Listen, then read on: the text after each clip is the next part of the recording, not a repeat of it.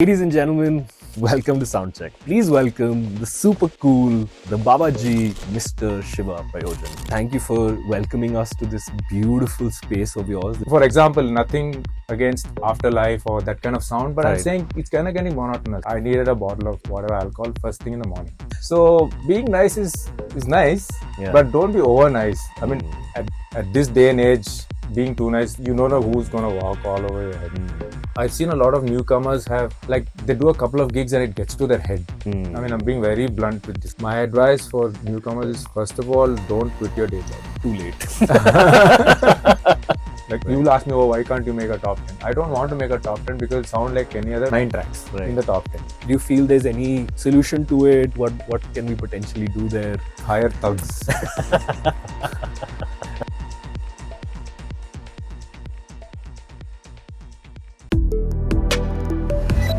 Soundcheck.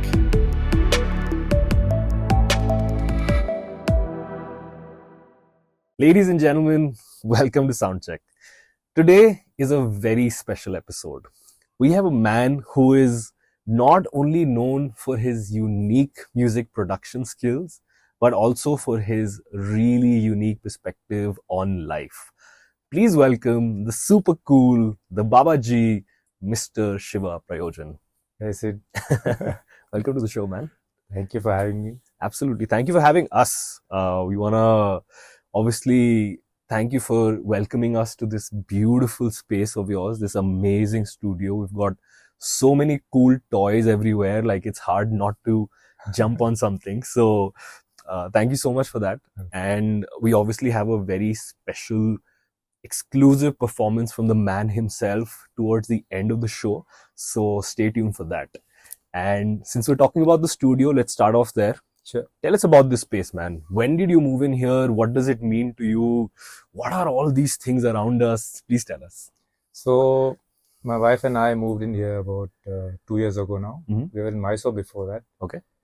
And this is our own place. So, before I spoke to the sound engineer, and he had a specific dimension of the studio, how we wanted it to be. So it started off very well from the construction point itself. Mhm.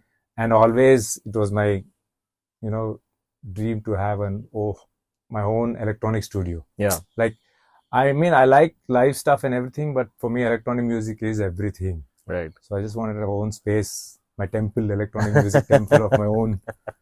So I'm thankful and grateful that I have, like, my own space right now. Yeah. It's our own place. So Yeah, it's absolutely amazing, man. How long did it take for you to get all of this gear? it took a couple of years. So all this wasn't bought like just overnight. So Right.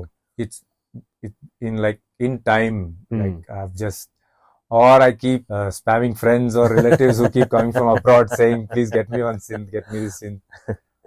Do you have any rough estimate of how much all of this might cost? Not sure actually, because I never sat and did accounts. I'm also not very good at maths, by the way. Yeah. So, and in case if I had to tell the figure, I'm sure my wife would get a shock. Amazing.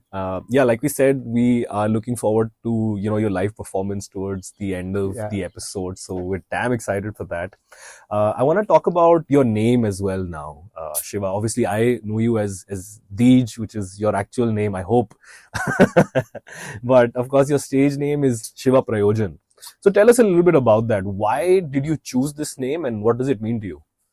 So when I started Siva Prayojan, actually when I started this project of electronic music, actually Siva Prayojan is diverse electronic music, because I didn't want to have any kind of fixed genre, because I play live Right. too, right?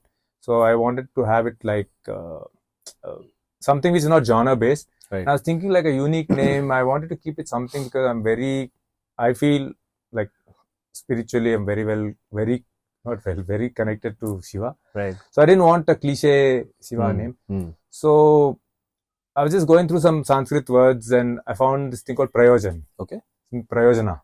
Right. So then I decided to have it as Siva Prayojan, like Shiva purpose. Okay. So Prayojan is purpose. Okay. So that's how I thought of Siva Prayojan. So Like Shiva purpose. I feel end of the day, whatever I do is like for Shiva. I feel like Wow. that way.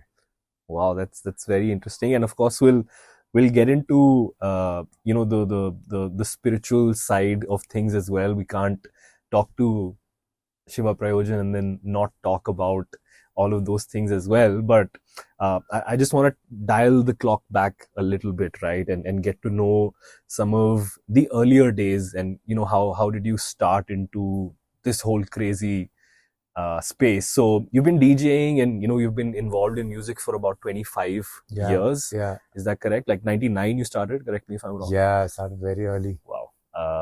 That's a lot of time, man.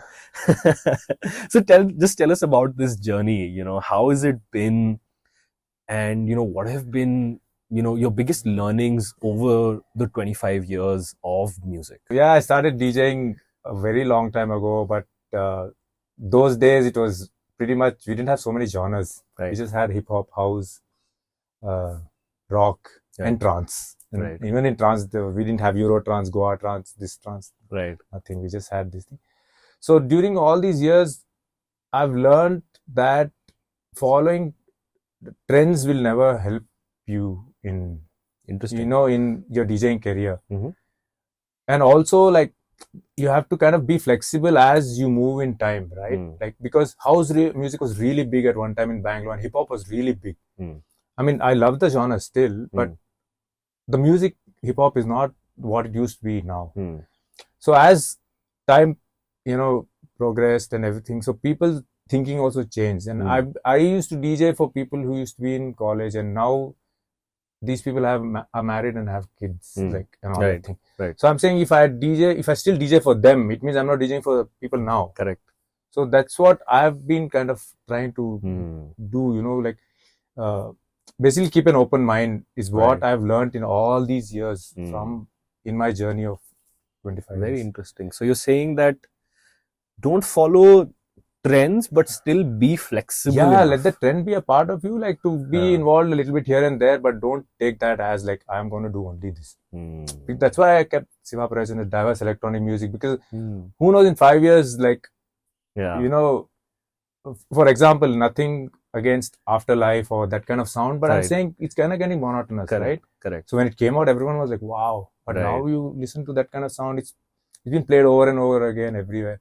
So even for me, I have to kind of now think, like, okay, I have to kind of play the kind of same thing but different. So that's the challenge also. Interesting. And you've also had multiple aliases in the past, right? Yeah. You played under so many different names. So is it easy for you to kind of start a new project and build that brand, or is it challenging? How does that work? It was difficult earlier, but nowadays it's easier. Yeah, because I mean, you can open so many Insta accounts, Yeah. like that, YouTube channels. But earlier it was a little difficult, because tried to get the crowd to know you and to play for that kind of a crowd. Right. Any genre or any alias you start, it's still starting from scratch. Right. So the earlier days it was difficult, but now with social media, I think it's really easy. Okay. And I did those things earlier because to cater the kind of music changes that was happening. Like, I remember at one point, Psytrance was really big, and now it's pretty, I mean, again, no offense to any genres, but I feel like everything is kind of gets saturated after a while. Correct. So when that point was happening, even I felt like, okay, I should stop this, I think. Right.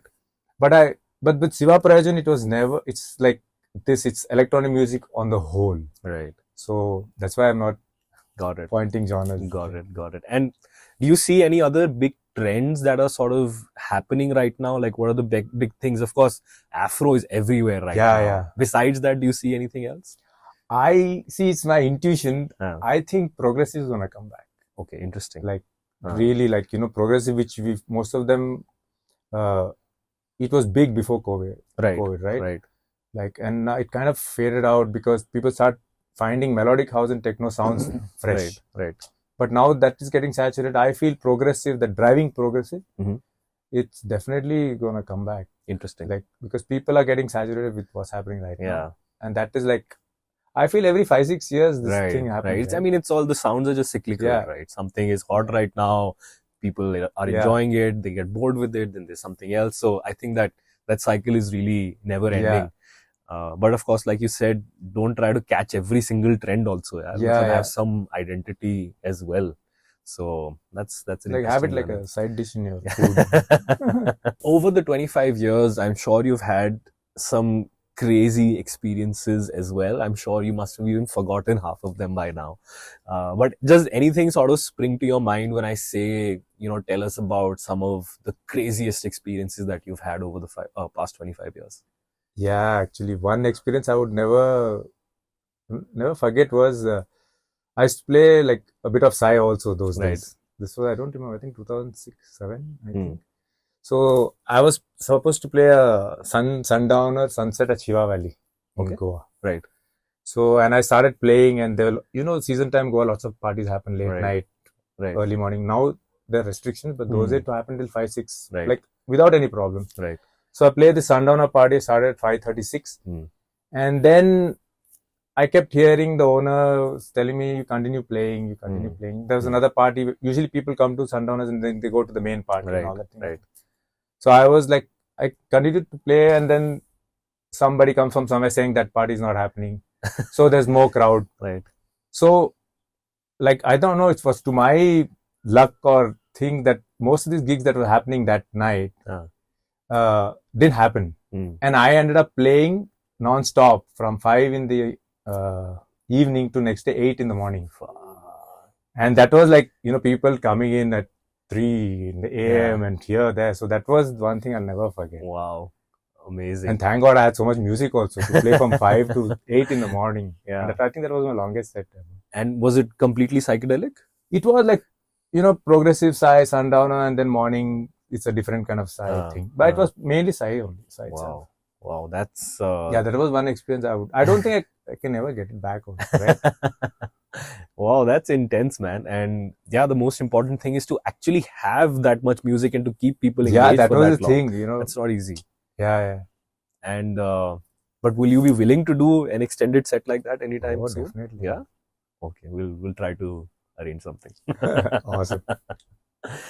And also, Deej, tell us about some of the challenging times as well, man. I think that's when, you get to learn about yourself as well, about your journey as well. So tell us, if anything's popping in your mind that where you felt, yaar, maybe I can't do this. Maybe I have to quit. Or maybe, it's just getting too difficult. Does any time frame come to mind? Yeah, sometimes these thoughts pop up not while playing, because sometimes as you're a DJ too, sometimes I know like most of DJs feel sometimes you don't have a good turnout.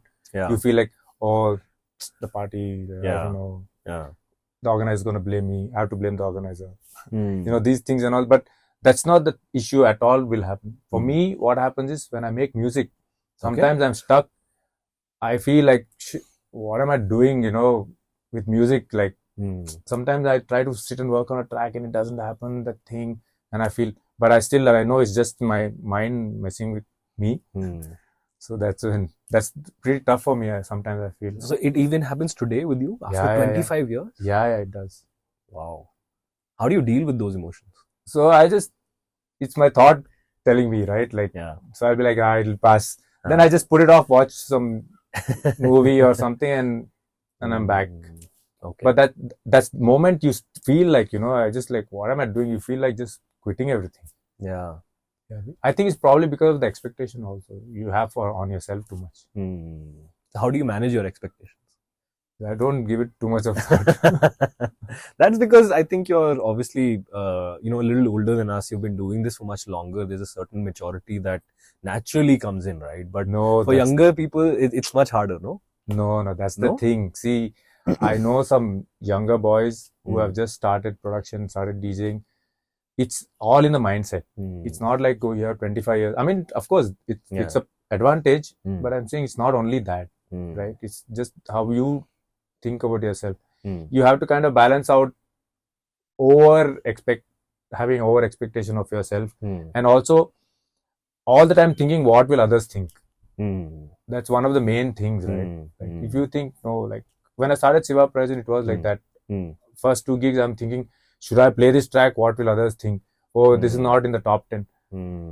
that was a challenge also. Then later now, if you notice in my sets, like I don't think I ever played anything in the top 40 or top 10 at all. Right. Very interesting. And if I were to take you back 25 years at the start of your career, if there were some things that you could change or some things that you could learn back then that you've learned now, or everything over the past 25 years that you've experienced, what would you change about yourself, or what would you do differently? If I go back to the past, I would have learned first to play the keyboard. Because I don't know how to play the keyboard. Still you don't? I don't believe that. I know theory and I know by ear. I know how to put notes, but I can't play.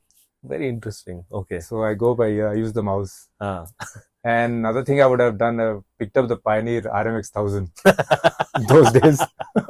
Because it was cheaper back then. Yeah, it would get available then. Okay, interesting. But what's stopping you from learning the keyboard now? I mean, you have so much equipment already. I know, Might like, as well. probably it needs a little bit of time to sit and do that.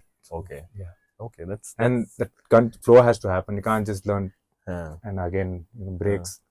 If I want to do something, I want to do it full on and finish it. But does it still feel like a handicap even though you have this much equipment? Not really. I feel sometimes workflow will be faster. And maybe it'll help in production for sure. Okay. Very interesting. I wanna, just switch things up a little bit and talk about, we'll obviously come back to music and production and all of that. I wanna sort of tell you my impression of my initial impression of you, because you look like this very scary dude, bro. I'll be honest. Hold on.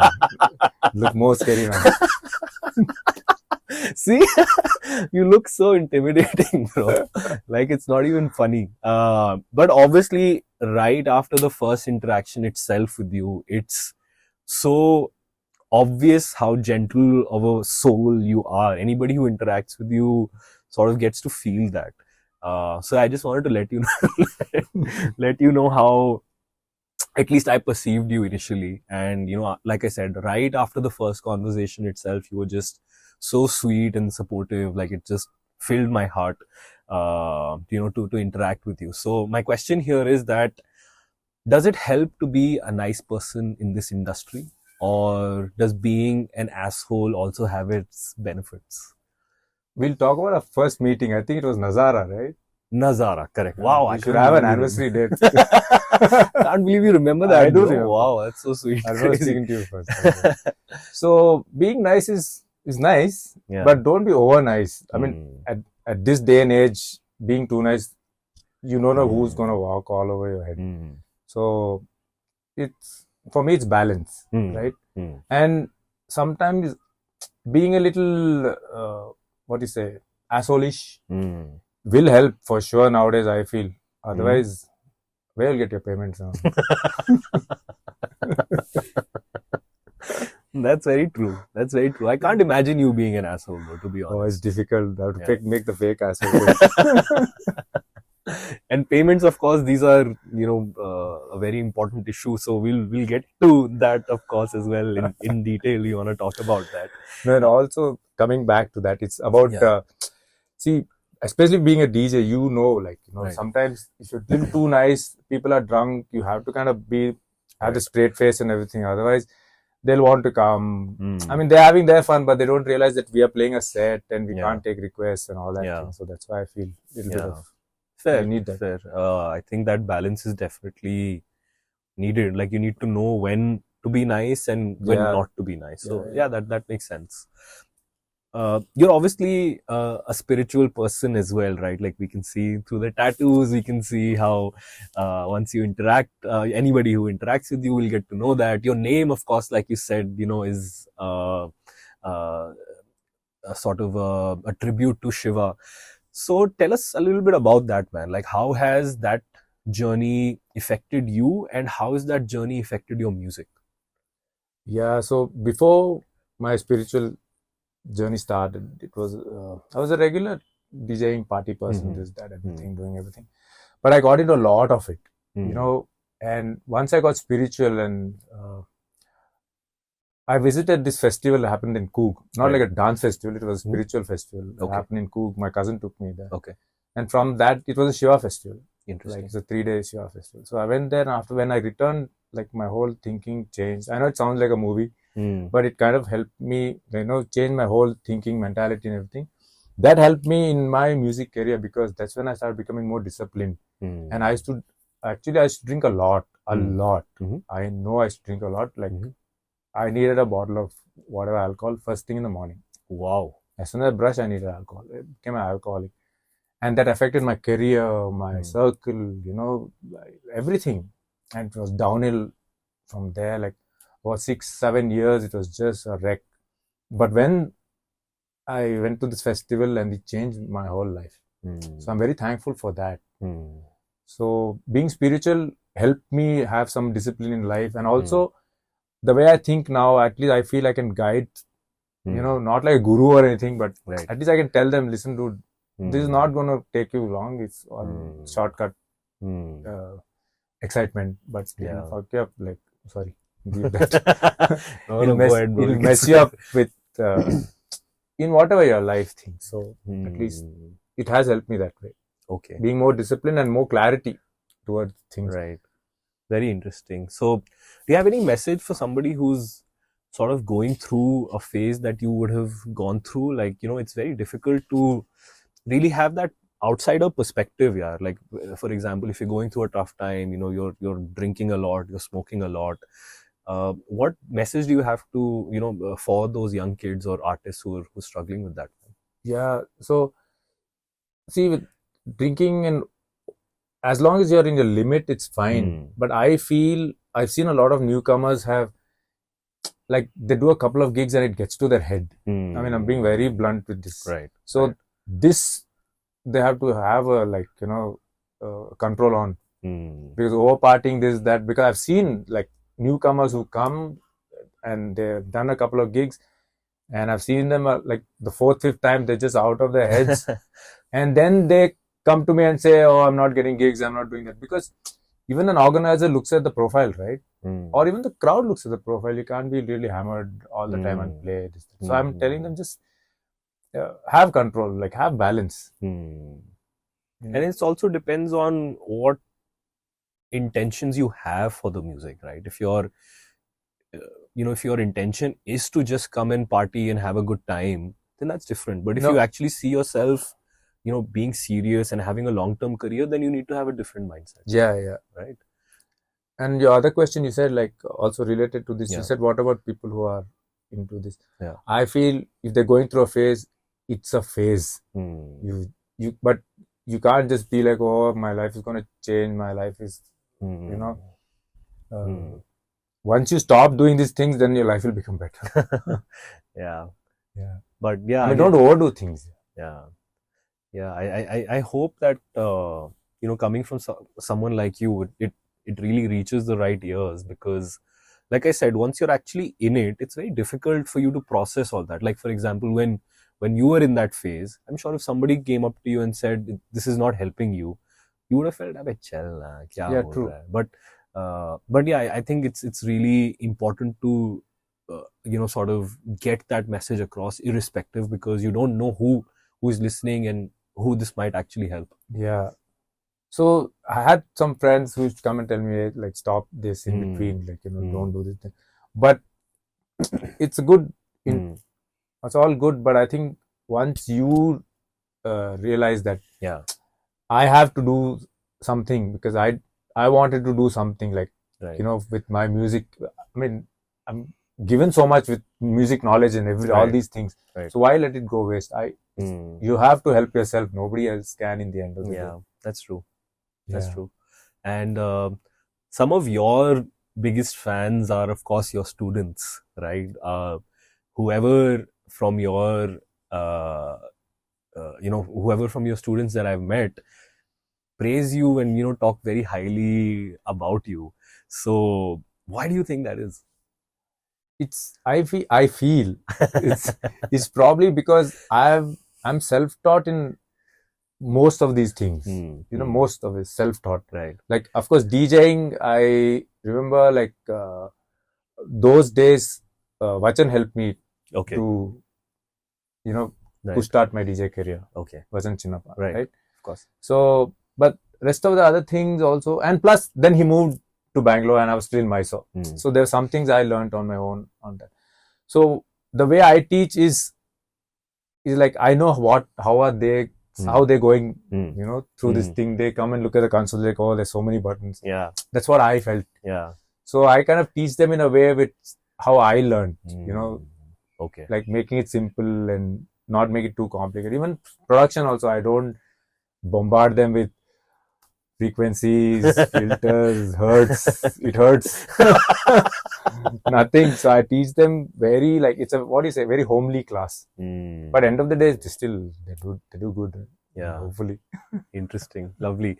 And what advice do you usually give to the younger students who come to you and, ask you, okay, how do we make it like this in this crazy music world where nobody has any answers? Yeah. What advice do you have for them? My advice for newcomers is, first of all, don't quit your day job. Too late. Too late now, man. And also, like, at this day and age, like, see, a lot of seniors have come this far through a lot of struggles and a lot of things. Yeah. So you would just see the tip of the iceberg, but not what they've gone through. Yeah. So I feel like you should not quit your day job. Second thing is, you can't make 100% living out of music nowadays unless you have to go through all these things. So, but you have to go through all these things. Yeah. But so I feel like you should not give up also in between. Maybe like you do 3 gigs and another couple of times you don't do anything. Maybe your production is not heard enough, but don't just stop at 5th track and say, oh, nobody's listening to my music. Yeah. Like, for example, Carl, my Carl track, it's one of the first tracks I made as Siva Prayojan a couple of years ago when I first started. And now, like, everyone knows it. Right. At that time when I made it, I was thinking like, oh, nobody even knows the track. But who would have thought, like, Yeah. So it's that kind of thing. You should not just give up so easily for anything. That's what I'll tell my students also. And there's no shortcut. Yeah. Unless you have a lot of money.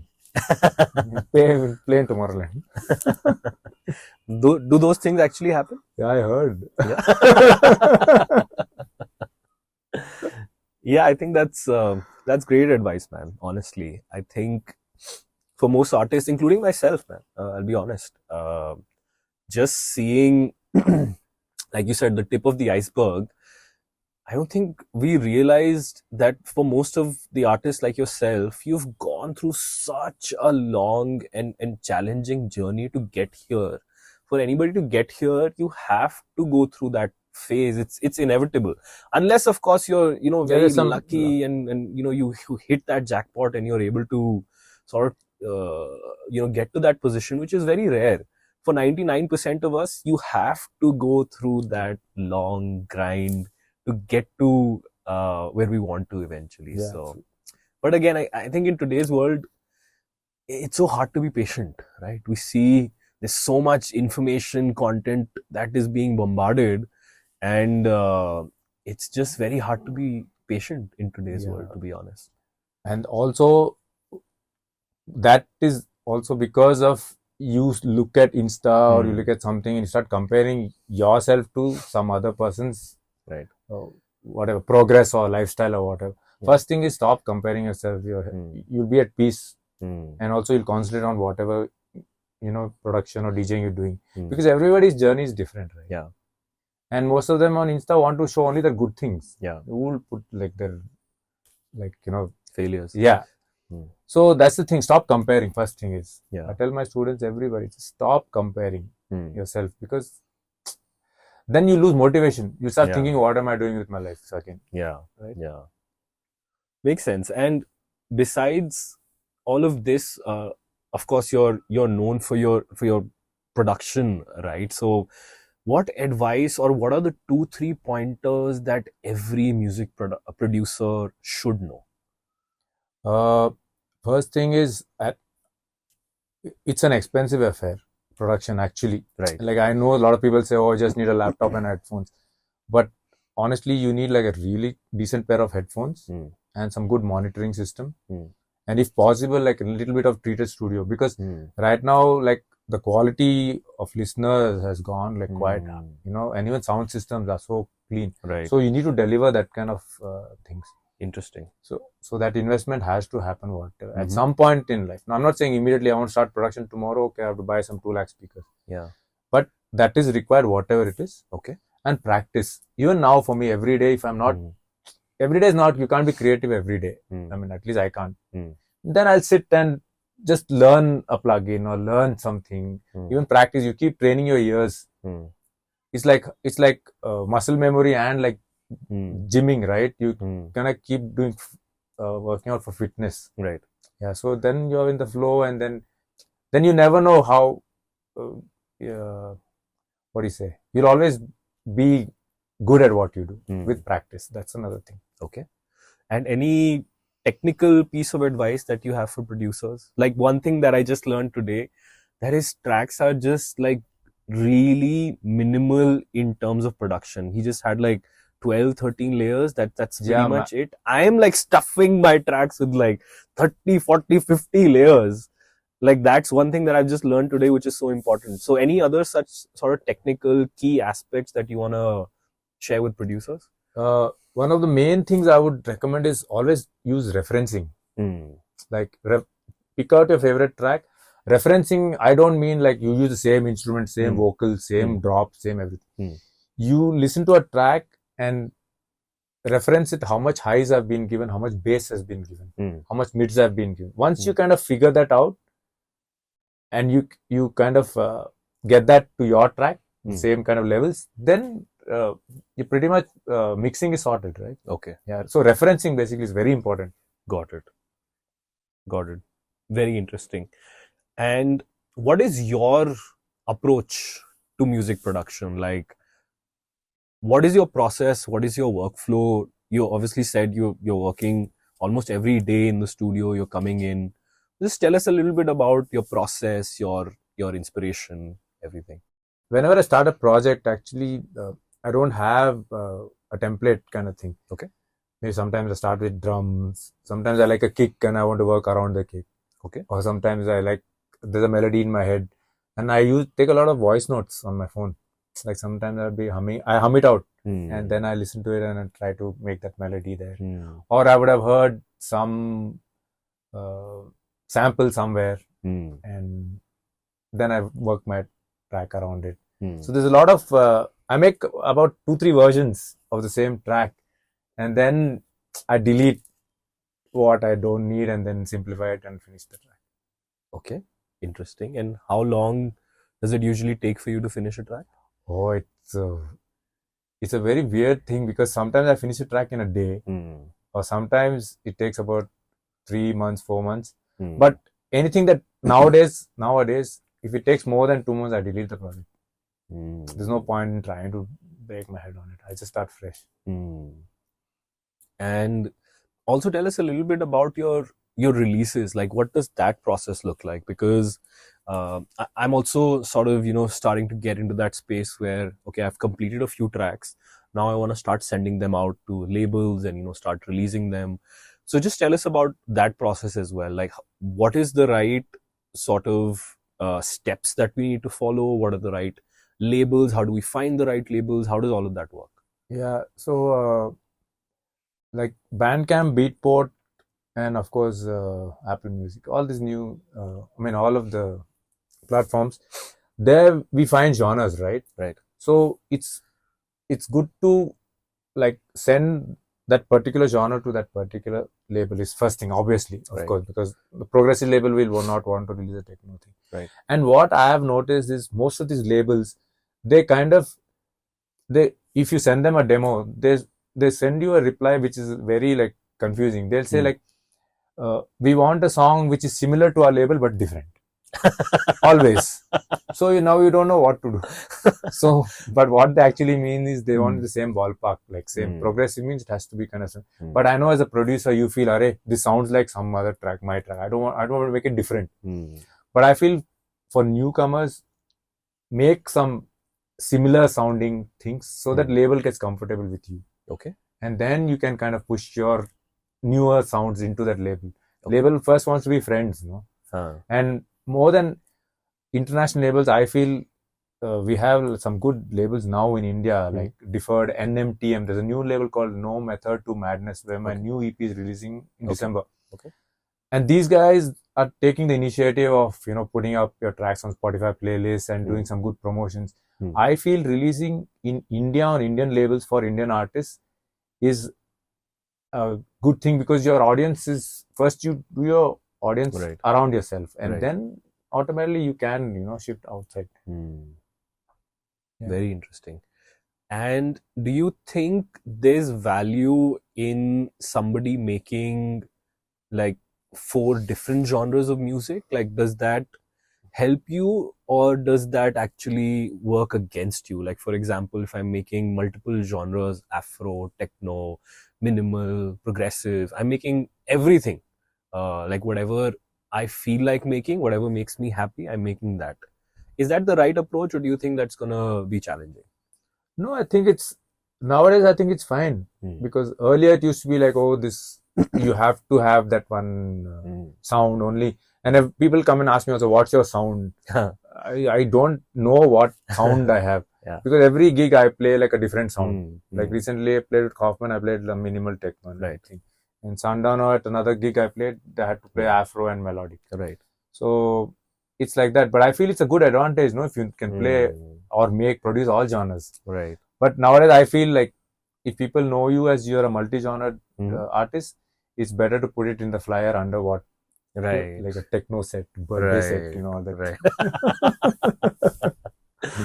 That makes sense. That completely makes sense.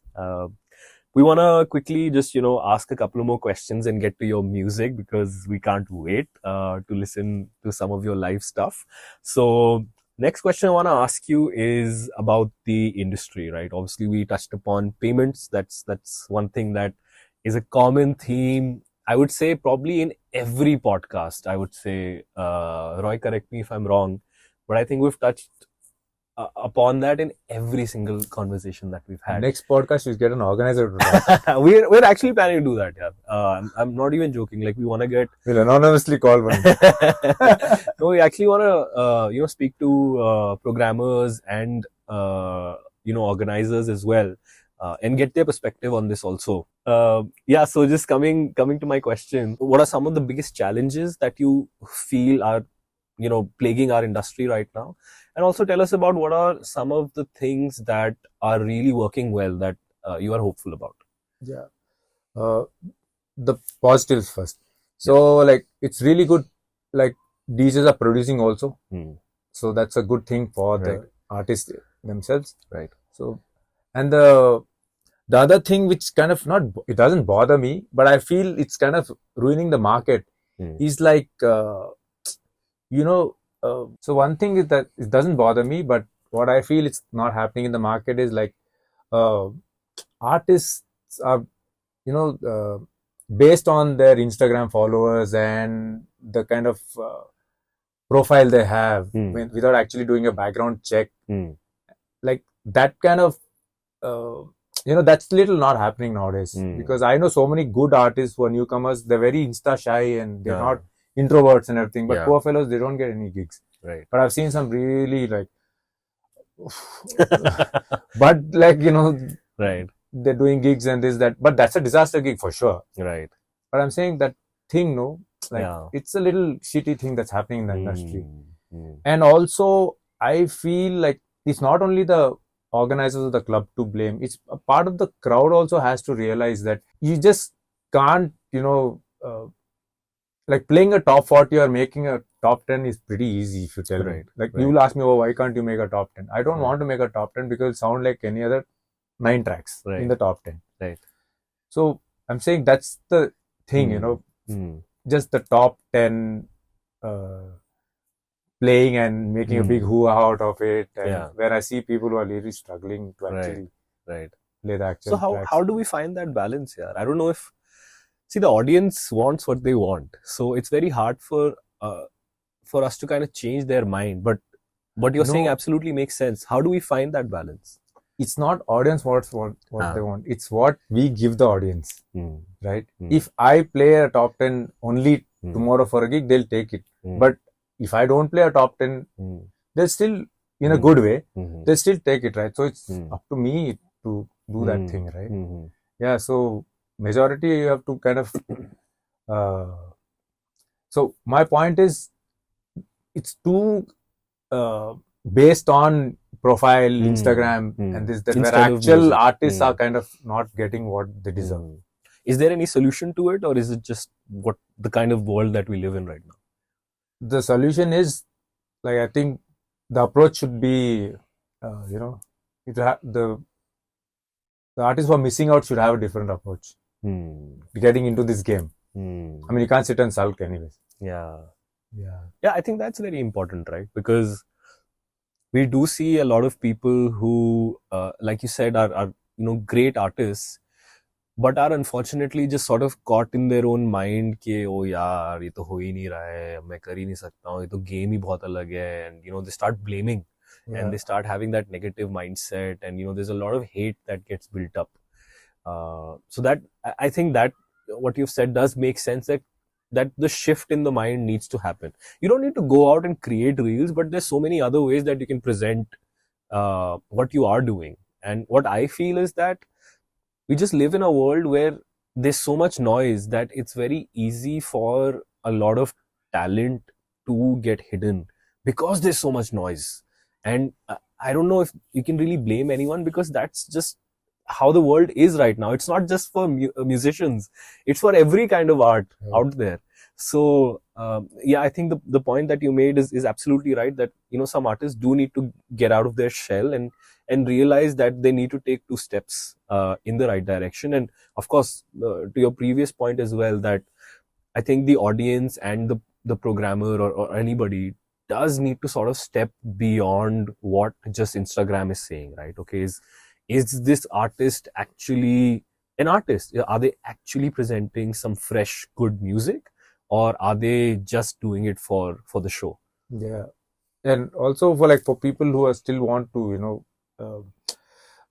they shouldn't sit and crib. Yeah, hey, what is he playing? You go to a gig, hey, what? I can play better.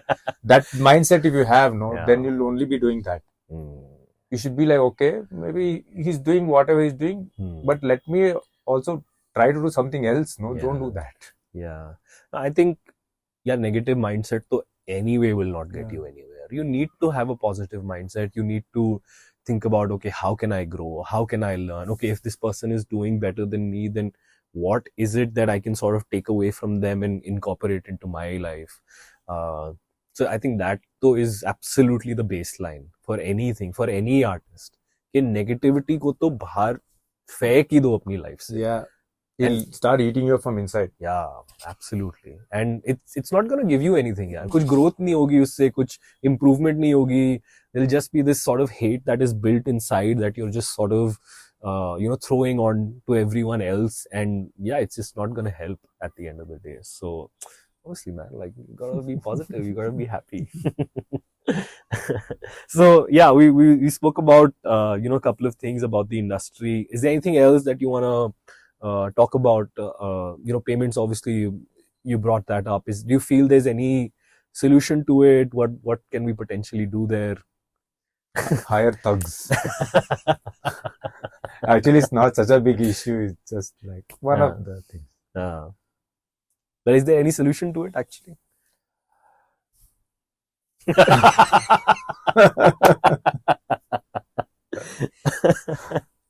ठीक है, we'll leave it at that then.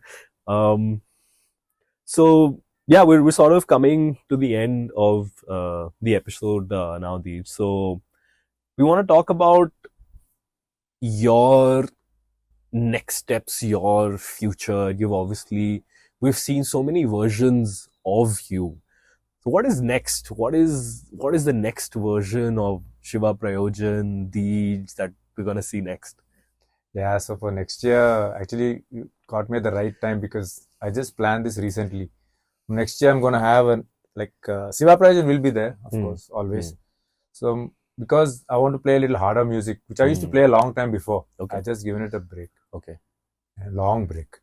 So now I'm gonna play like some harder music under different alias. Okay. So that's coming up, and my wife came up with this amazing artist name called Raudri.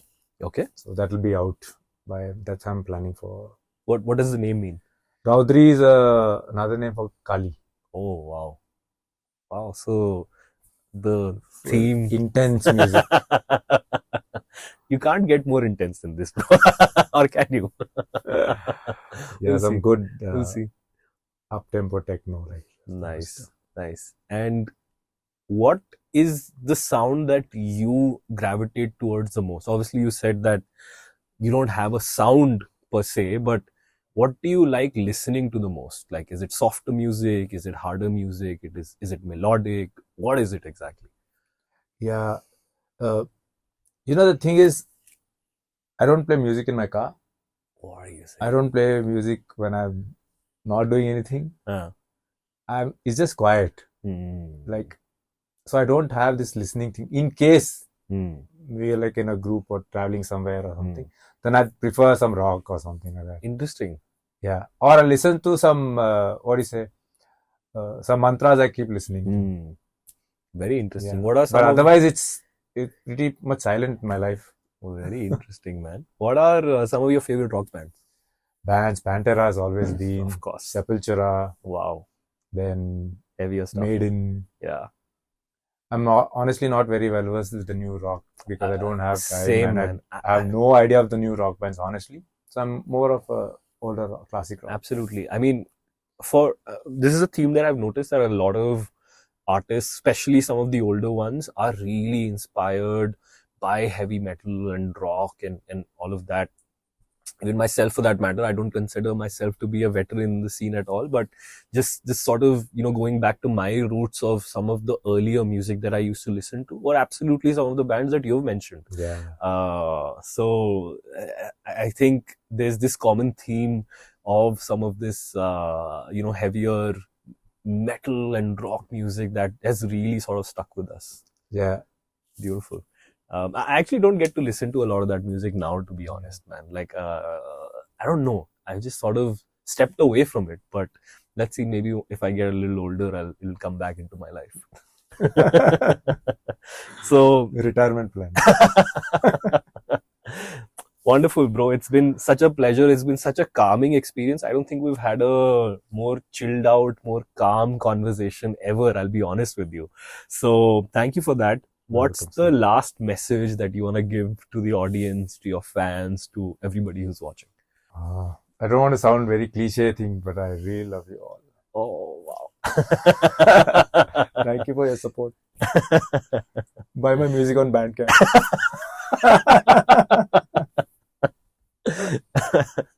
No, it's not cliche at all, man. Of course, we feel the love, and like I said, you're just such a calm and such a peaceful personality that everybody who's around you just feels more calm and peaceful. Like, I'm not even joking. This is actually the most peaceful podcast we've ever had, bro. And the energy. Yeah, actually. Otherwise, we're just like so stressed and it's just like, So, yeah, man, thank you so much. Thank you for welcoming us to this beautiful space. And thank you everyone for watching. Next up, we're going to hear some music live from the man himself. So stay tuned and keep watching. Thank you so much. We love you all. Thank you, sir. Awesome.